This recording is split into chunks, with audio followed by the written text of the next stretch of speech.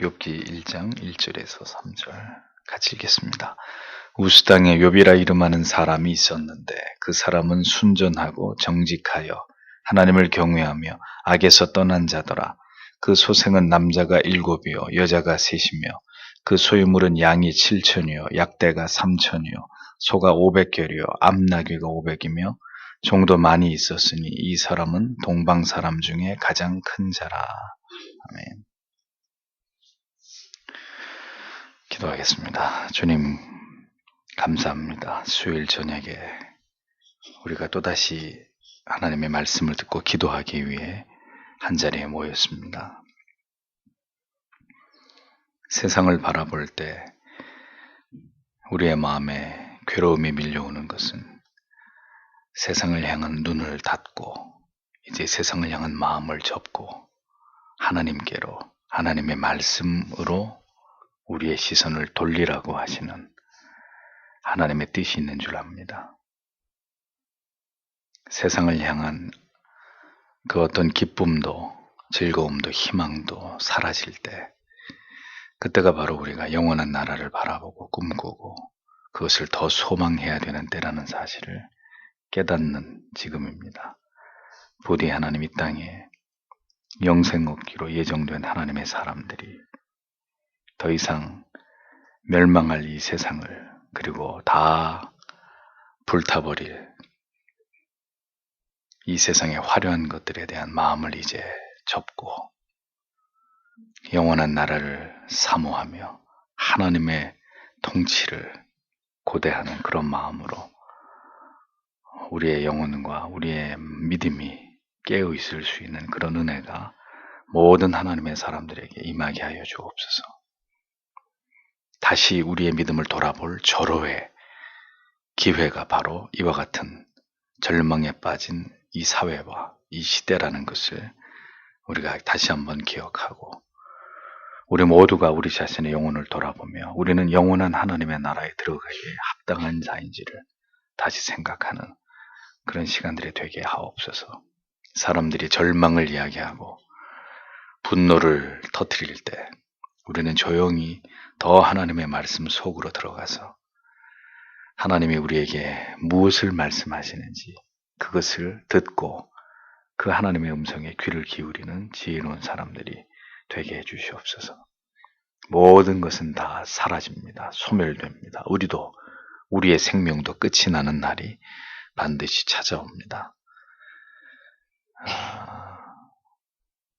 유한한 시간을 공간을 살아가면서 영원한 시간과 무한한 공간을 바라보고 희망할 수 있는 그런 믿음이 모든 성도님들에게 있게 하여 주시옵소서. 오늘도 욥기 말씀에 이제 강의를 시작하는 가운데 있습니다. 주님께서 이 욥기의 모든 말씀 속에서 하나님의 뜻을 드러내시고 하나님의 말씀을 전하고 들을 때 우리 가운데 찾아오셔서 밝히 하나님의 말씀을 깨달아 알게 하시고 그것이 우리의 마음에 또 깊이 박히도록 성령께서 도와주시옵소서. 예수님 이름으로 기도합니다. 아멘.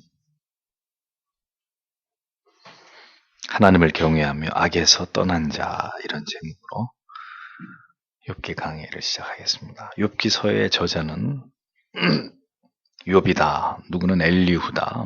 모세, 솔로몬, 이사야 등의 여러 사람들이 거론이 되지만 본서의 기자가 누구라고 증명할 만한 어떤 증거도 아직 발견되지 않고 있습니다.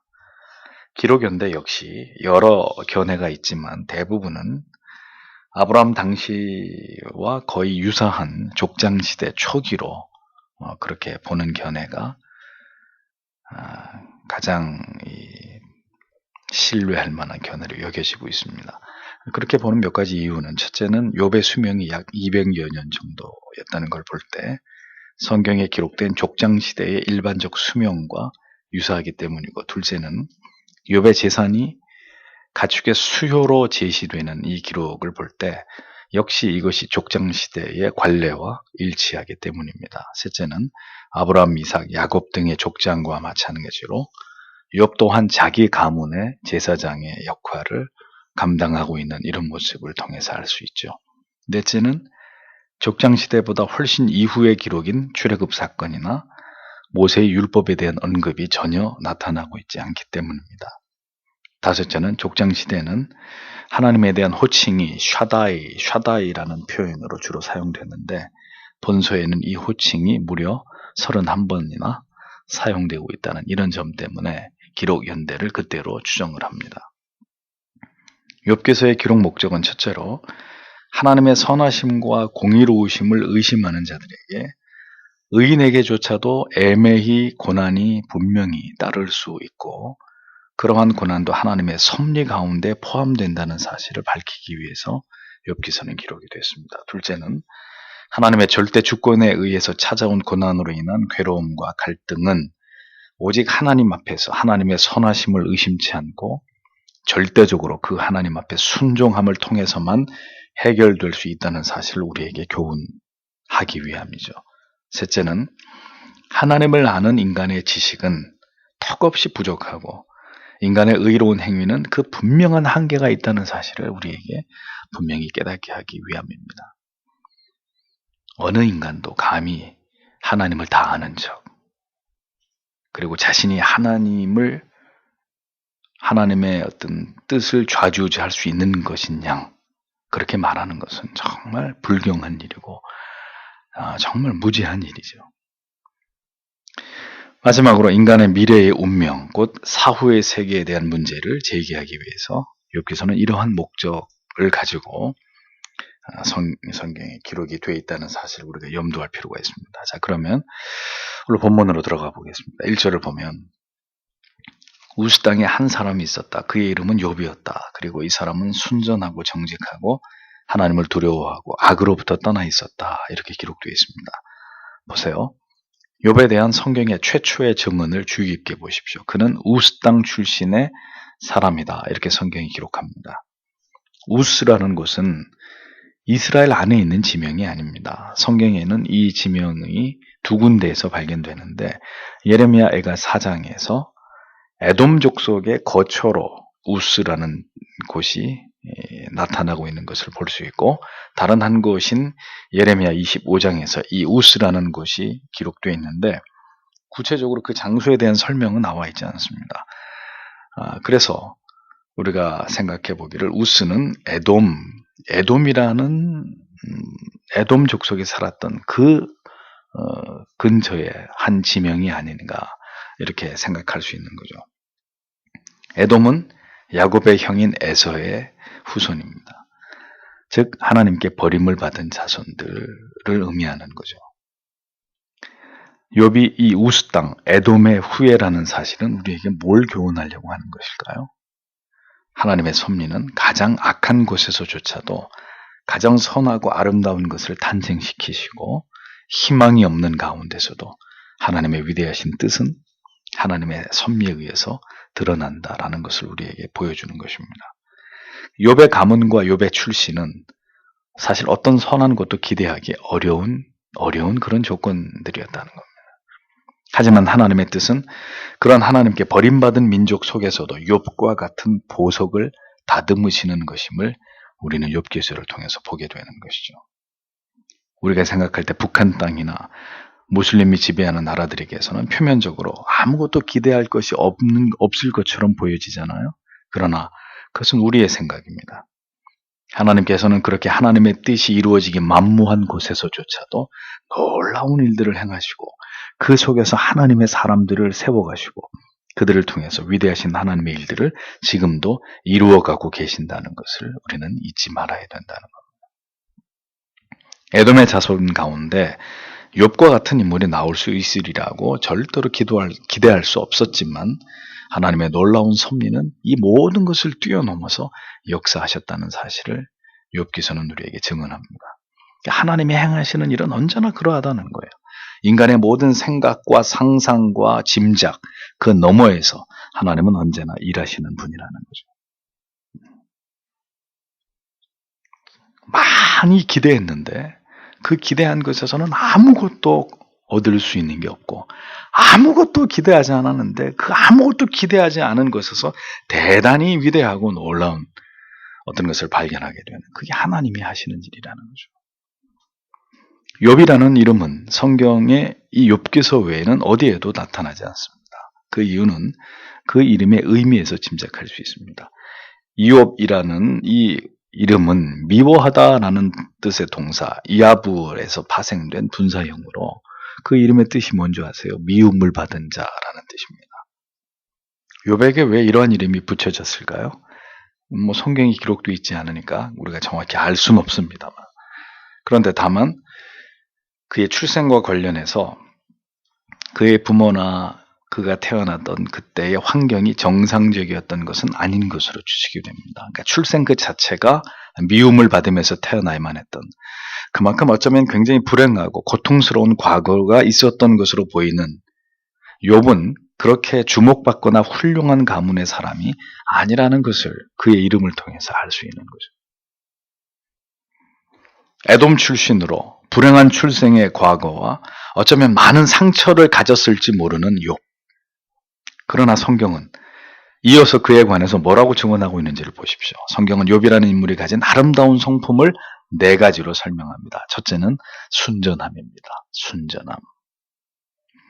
순전함이라는 의미는 다른 뜻으로 완전함, 온전함을 의미합니다.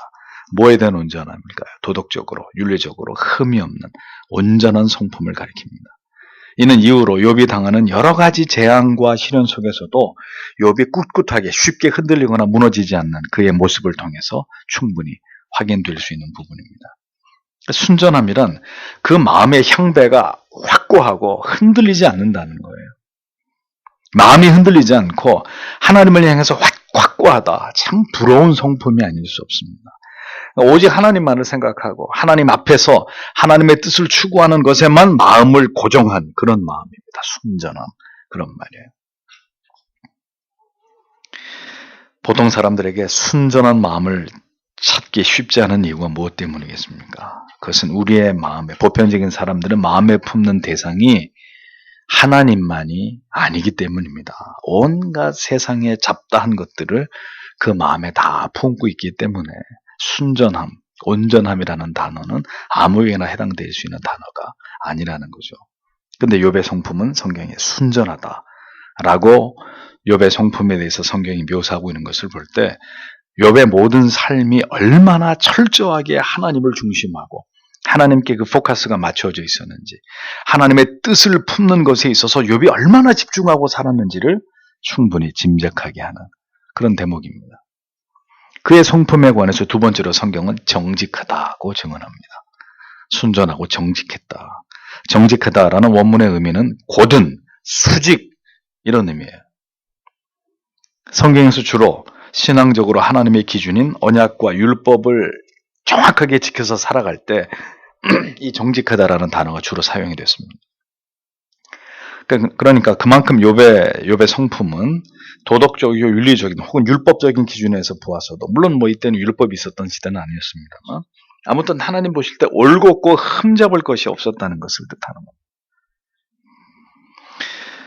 그러면 욥이 이렇게 순전하고 정직한 삶을 살아갈 수 있었던 이유가 도대체 무엇이냐? 바로 세 번째 그의 성품에 대한 성경의 증언에서 우리는 그 모든 해답을 얻을 수 있습니다. 성경은 그가 하나님을 경외했다 이렇게 기록하고 있습니다. 그의 모든 이 아름다운 성품의 원인, 그는 하나님을 경외했기 때문이다 라는 것에서 답을 얻는 거죠. 그렇습니다. 욥은 에돔 출신이고 슬픈 과거를 가지고 있었을지 모르는 그런 사람이었지만 그는 여호와 하나님을 경외하는 삶을 살아가고 있었던 하나님의 사람이었다라는 이야기입니다. 경외하다라는 말의 의미 잘 아시는 대로 두려워하다라는 뜻이죠. 이 경외하는 마음은 구약의 전체에서 하나님에 대해서 이스라엘 백성들이 가져야 될 신앙의 아주 기본적인 자세로 강조되어 왔던 그런 주제입니다. 자, 그런데 이방의 땅에서 태어나서 살아온 욥이 도대체 어떻게 하나님을 경외하는 탁월한 삶을 살 수 있었을까요? 응? 에돔 출신의 그 이름도 미움을 받은 자, 그다지 그 어떤 태어나면서부터의 그의 삶이 그렇게 행복하고 윤택한 정상적인 그런 삶이 아니었음에도 불구하고 어떻게 그가 하나님을 경외하는 삶을 살 수 있었을까?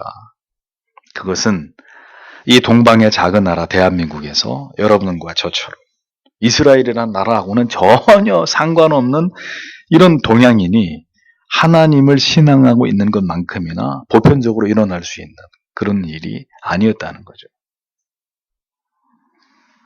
그럼 우리는 어떻게 설명할 수 있을까요? 그것이 바로 하나님의 주권적인, 우리가 쉽게 설명할 수 없는 은혜라고밖에 말할 수 없는 거죠. 에돔 땅에서 태어난 미움을 받은 자라는 이름의 욥. 어떻게 하나님이 그에게 찾아가셨는지 성경에 기록이 없어서 알 수 없지만 하나님은 그 욥에게 은혜를 베풀어 주셨다. 그래서 하나님을 경외하는 자가 되게 했다. 라고 성경은 우리에게 말씀하고 있는 겁니다. 하나님께서 그렇게 우스 땅의 에돔의 후예 욥에게 하나님을 아는, 하나님을 믿는 믿음을 주셨고 그를 통해서 영광을 받아오셨다는 얘기를 성경은 함축하고 있는 것입니다. 그러므로 희망이 없는 곳이란 없습니다. 희망이 없는 사람이라는 건 없는 거예요. 가장 열악한 오염된 연못의 환경에서 피는 연꽃처럼 하나님께서는 가장 희망이 없고 열악한 곳에서 그리고 악하고 타락한 환경에서조차도 가장 아름답고 고결한 신앙의 열매를 거두시는 분이 하나님이시라는 거예요. 부모님이 전혀 신앙이 없고 아브라함처럼 우상을 숭배하는 그런 부모의 가정이라 할지라도 그러한 가정 환경과 상처뿐인 그런 과거, 그런 것이 오늘 우리가 하나님을 경외하는 하나님의 자녀가 되게 한 것과 아무런 상관이 없는 일이라는 거예요. 그런 것은. 하나님이 하시면 그보다 더한 일도 하나님이 하실 수 있는 것이라는 겁니다. 그분은 다시 얘기하지만 우리가 생각하고 우리가 예측하는 것에서 항상 그 반대편에서 하나님은 자신의 뜻을 그 위대한 하나님의 계획을 이루어 가시는 분이라는 것을 욥은 우리에게 또다시 이야기하고 있는 거예요. 그것이 하나님이 죄인들에게 하나님의 택하신 백성들에게 일방적으로 베풀어 주시는 하나님의 은총이라는 일반적이가 아닌 일방적으로. 욥이 그 에돔 땅에 태어난 이 욥이 그렇게 하나님이 자기에게 찾아와 달라고 했겠어요? 아니에요. 아브라함도 마찬가지였지만 하나님이 그 욥에게 찾아가시는 거죠. 언제나 찾아가시는 은혜, 찾아가시는 사랑입니다. 욥이 이미 그 이른 시기에 하나님을 알게 되었다. 그러니까 욥이 어떻게 하나님을 경외하는 사람이 된지는 알 길이 없지만 중요한 것은 우스 땅의 에서의 후에 미움을 받은 자 욥이 하나님을 경외하는 자 되었다. 이게 중요한 거예요. 어디 출신, 그의 과거, 그건 중요한 문제가 아니라 그가 오늘 하나님을 경외하는 사람이 됐다. 그것이 포인트입니다. 욥은 그의 신앙과 그의 삶의 모습이 일치되는 사람이었습니다. 하나님을 경외함이 그의 삶에서 순전함으로 그리고 정직함으로 그대로 드러나고 있었던 그런 사람이라고 성경은 그를 증언합니다.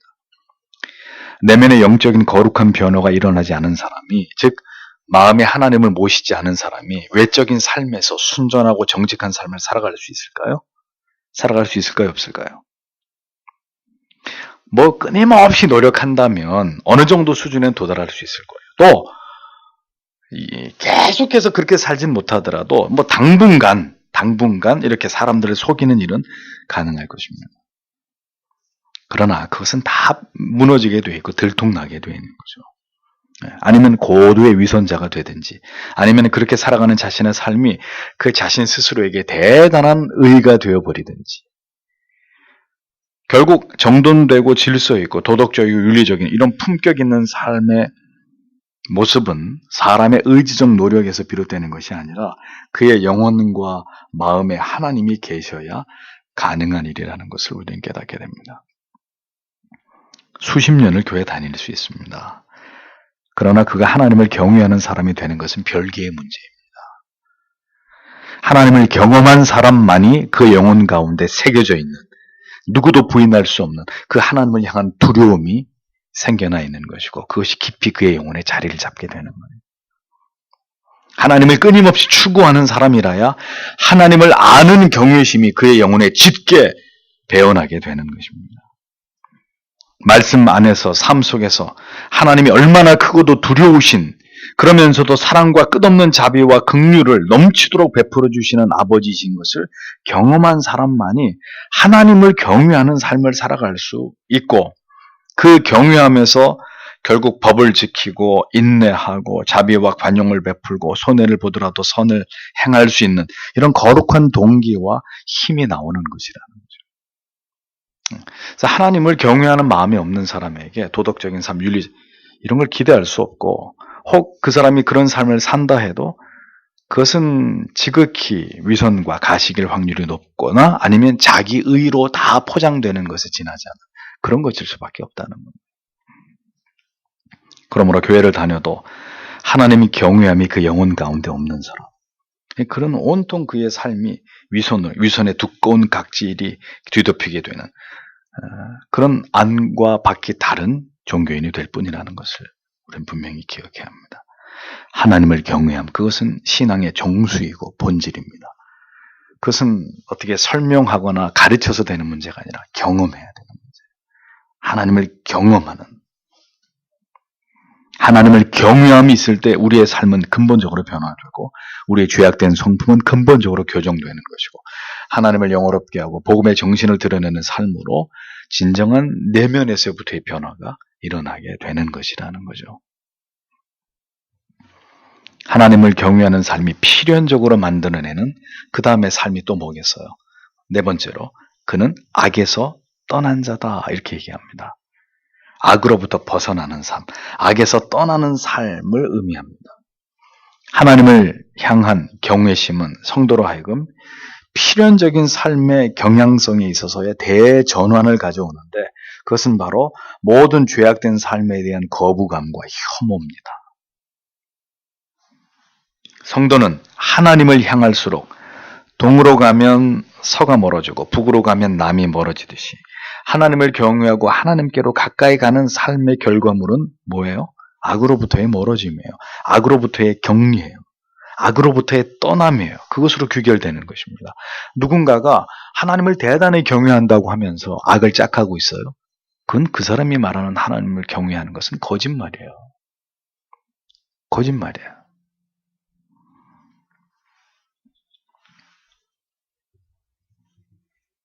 신자들은, 많은 교인들은 악으로부터 도망치려고 합니다. 자기 안에 있는 어두움으로부터 도망치려고 합니다. 유혹으로부터 벗어나려고 발버둥을 칩니다.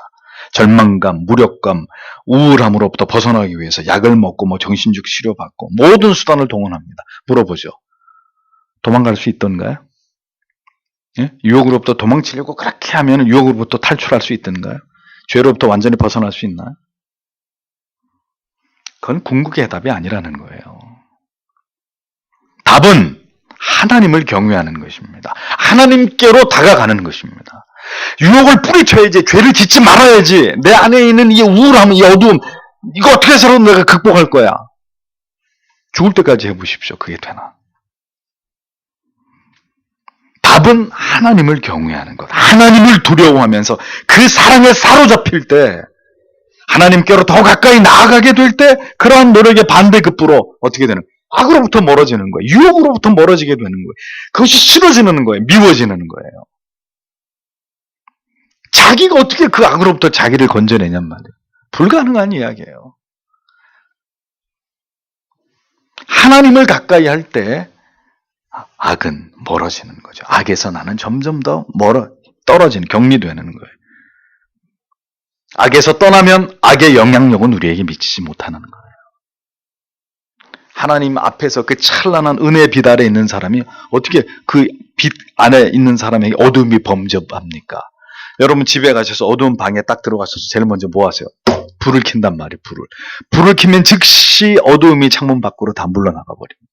왜? 빛 앞에 굴복하잖아. 그런 원리라는 거예요. 빛이신 하나님께로 가야 죄악이 미워지고 세상이 우스워지고 모든 유혹들을 이길 힘이 나오는 거지. 하나님은 가까이 하지 않으면서 쫙 웅크리고 가가지고 나는 왜 이렇게 맨날 죄를 짓고 나는 왜 이렇게 맨날 유혹에 넘어지는, 그 아무리 자기 안에서 자기를 구박하고 학대하면서 답을 찾아보려고 해보란 말입니다. 답을 찾을 수 있나? 범죄하는 사람, 자꾸 죄악에 넘어지는 사람, 반복적으로 유혹에 넘어지는 사람의 특징이 뭔지 아세요? 악한 환경 가운데 살고 있다는 거예요. 유혹의 꺼리들이 언제나 그 사람 주변에 맴돌고 있는 걸 허용하고 있는 거예요.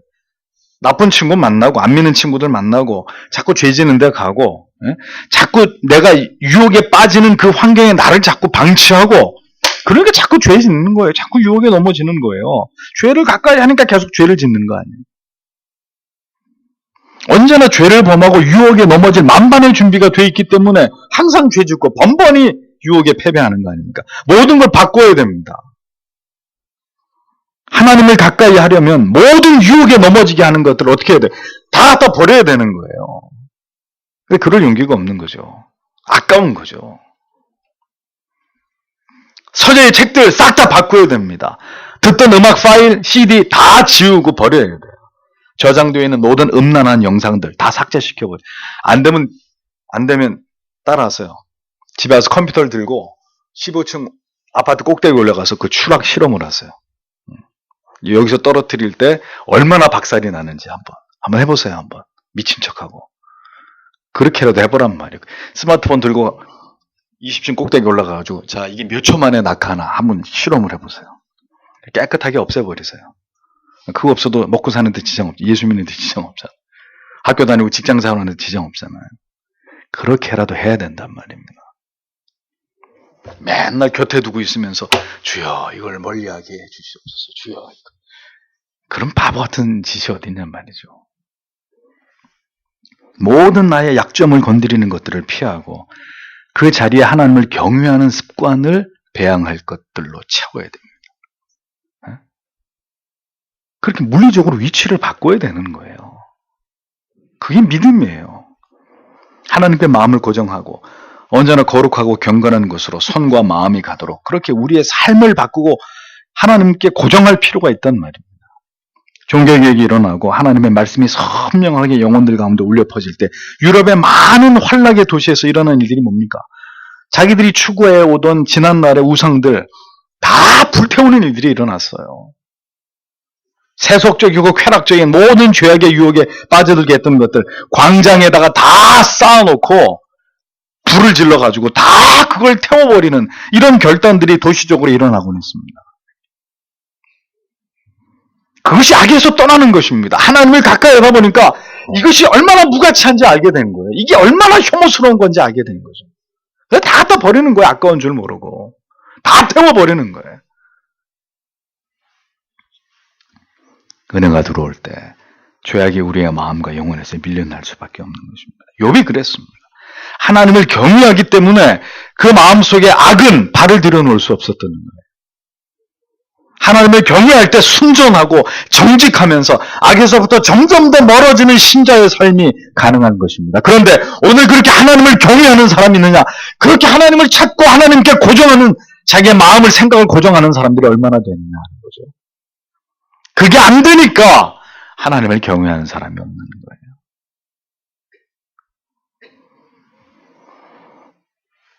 하나님 경외는 하나님을 아는 거룩한 지식과 그 지식에서 비롯된 인격적인 하나님과의 만남에서 더 강화되는 것입니다.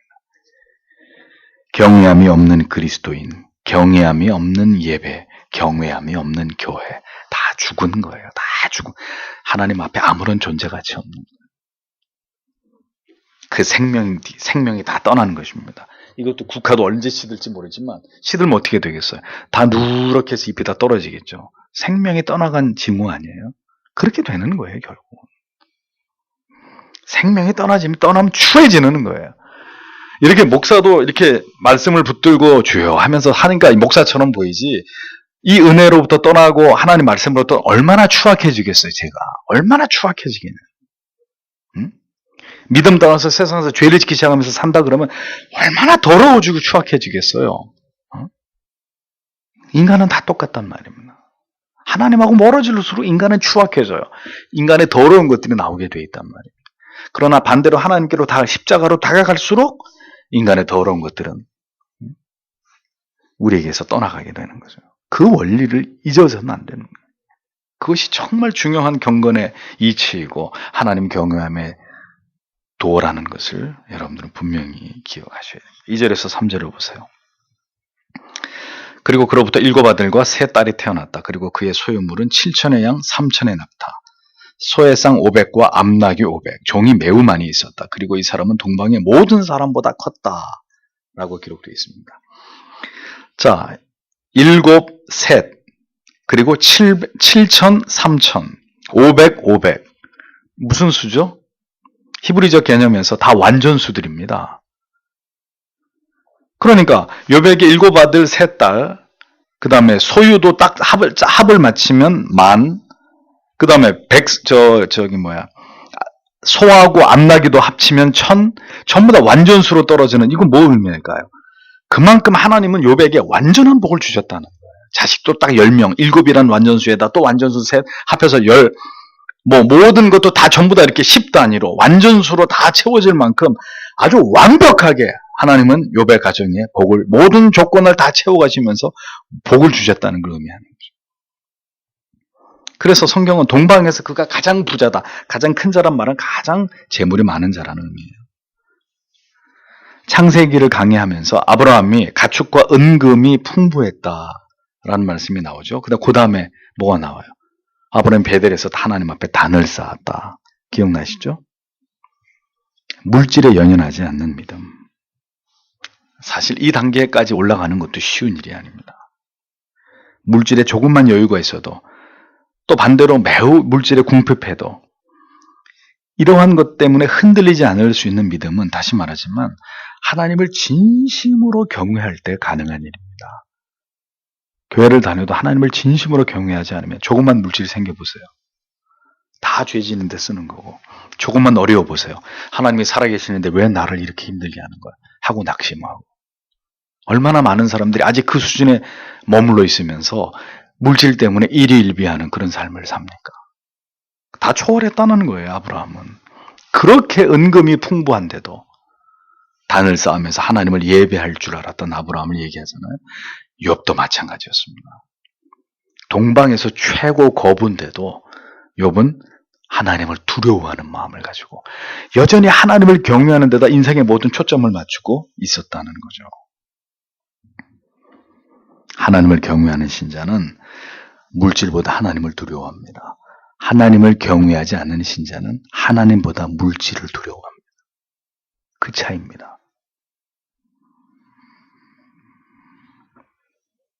하나님을 경외하는 신자는 물질이 많아질 때 오히려 겁이 납니다. 그 많아지는 물질 때문에, 이 잘되는 사업 때문에, 이 잘나가는 모든 일들 때문에, 자녀들이 잘되고 모든 일이 형통하고 잘될 때 오히려 두려운 마음을 갖습니다. 혹 이러한 일로 인해서 내가 하나님과 멀어지면 어떡하나, 내 믿음이 좀 잘못되면 어떡하나, 그런 두려움을 갖게 되는 거예요. 죄를 범할까 봐, 물질 때문에. 그런 사람이 진정한 신자이고 하나님을 경외하는 사람이라는 거죠. 가난할 때, 하나님이 가난하게만 만들어야 그의 믿음이 드러날까요? 반대예요. 하나님이 풍족하게 해줘도 그가 어떤 사람인지 드러나요. 가난한 삶에서 벗어나서 물질의 여유가 생겼을 때 하나님과 멀어지는 사람, 그런 사람에게 물질은 축복이 아닙니다. 저주입니다. 재앙입니다. 반대로 물질이 궁핍해졌다고 해서 하나님을 멀리하는 자 역시 그가 하나님을 찾는 이유는 고작 기복의 추구였다는 것이 다 드러나게 되는 거죠. 그것도 진정한 믿음이 아니라는 게 결국 나타나게 되는 거죠. 그러니까 물질에 절대로 흔들리지 않는 믿음, 그것은 그 마음에 하나님의 살아계심과 그 하나님에 대한 체험에서 비롯된 확신이 있을 때 가능한 것입니다. 욥이 그 많은 재산과 부족함이 없는 자랑스러운 자녀들 두었어도 그가 하나님을 경외했다는 것은 하나님에 대한 그의 경외심이 얼마나 탁월했고 그 무엇도 그런 그의 마음을 방해하거나 회방할 수 없었다는 것을 보여주는 부분입니다. 그렇게 돈이 많았는데도 얼마나 자랑할 게 많았겠어요. 재산이 제일 많고, 그리고 그 잘난 아들 딸들 얼마나 욥에게 자랑거리가 많았겠냐고요. 그렇게 떵떵거리면서 살 수 있는 모든 조건을 가졌던 욥이었습니다.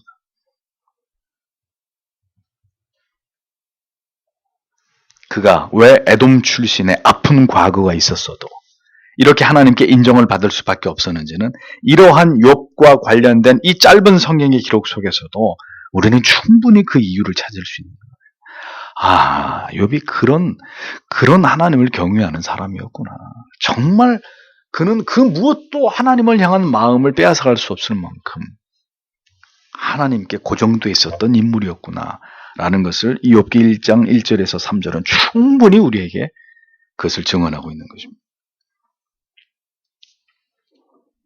하나님의 택하심은 그 어떠한 절망적인 조건과 상황에서도 우리를 건지시고 우리를 세우시는 하나님의 은총의 결과물입니다. 그리고 신앙은 바로 그 하나님을 만나고 체험해서 비롯된 경외심으로 그 무엇으로도 하나님께 고정된 그 마음이 변치 않음을 증명하는 내용이 신앙생활입니다. 아무리 아름답고 풍요롭고 완벽한 축복과 행복의 조건을 주셨어도 그것에 안주하거나 그것의 가치를 더 귀하게 여기지 않고 오직 하나님을 향해서 마음을 고정하고 하나님을 경외하는 것에 마음을 두는 것, 그것이 진정한 하나님 경외함이고 하나님을 신앙합니다 라는 것을 욥기 1장 1절에서 3절은 욥의 케이스를 가지고 우리에게 그것을 분명하게 가르치고 있는 것입니다. 욥이 진실로 그렇게 하나님을 경외했다는 것은 이제 이 모든 아름다운 조건들을 주셨을 때가 아니라 그 모든 것이 거짓말처럼 하루아침에 모두 사라졌을 때 드러나게 된다는 것을 이제 우리는 알아가게 될 것입니다. 욥이 어떤 사람이고 또 하나님을 경외한다는 것은 뭘 의미하는 것인지 오늘의 본문을 통해서 우리는 그것을 생각해 보았습니다. 그러므로 성도 여러분, 오늘도 이 말씀 앞에서 우리가 진정으로 하나님을 경외하는 하나님의 자녀인지를 돌아봐야 합니다. 우리가 정말 하나님을 경외하고 있는 그렇게 그 하나님을 만난 흔적과 체험들, 부인할 수 없는 그런 것들이 우리 안에 있는지를 들여다봐야 합니다. 욥기 강해를 들으면서 우리가 계속 우리 자신에게 던져야 될 질문이 뭔지 아세요? 그럼 나라면 나는 그러면 그 상황에서 어떻게 했을 것인가? 바로 그 점입니다. 욥기서를 통해서 우리에게 어떤 말씀을 주실지 고대하시면서 앞으로도 이 강의에 주목하시고 오늘도 이 주신 말씀을 깊이 생각하면서 다 함께 기도하도록 하겠습니다.